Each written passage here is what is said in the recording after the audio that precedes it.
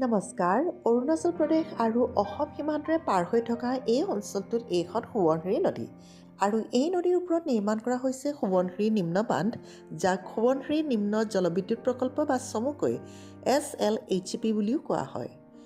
2000 megawatt শক্তিৰ বান্ধৰ এই প্ৰকল্পটোত 250 মেগাৱাটৰ 8টা ইউনিট আছে আৰু ইয়াক ৰান অৱ দ্য ৰিভাৰ আঁচনি হিচাপে ডিজাইন কৰা হৈছে। সোৱণশিৰি নিম্ন প্ৰকল্পই উত্তৰ পূৰ্বাঞ্চলৰ লগতে সমগ্ৰ দেশৰ 10খন ৰাজ্যক উপকৃত কৰিব বুলি আশা কৰা হৈছে আৰু সেই ৰাজ্যকেইখন হৈছে চণ্ডীগড়, হাৰিয়ানা, পঞ্জাৱ, ৰাজস্থান, উত্তৰ প্ৰদেশ, ছত্তীশগড়, গোৱা, গুজৰাট, মধ্যপ্ৰদেশ আৰু মহাৰাষ্ট্ৰ। প্ৰকল্প পৰিচালনাৰ সময়ত কিছুমান স্লুইচ গেট বা স্লাইড গেট বন্ধ হৈ থাকে, যাৰ ফলত নদীৰ পানী বৃহৎ জলাশয়লৈ ডাইভাৰ্ট হয়। হয়তো সেইবাবে ইয়াতো আমি দেখিছোঁ কিছুমান স্লুইচ গেট বন্ধ হৈ আছে। খুলি দিয়া স্লুইচ গেটেৰে পানী এইদৰে আহি আছে।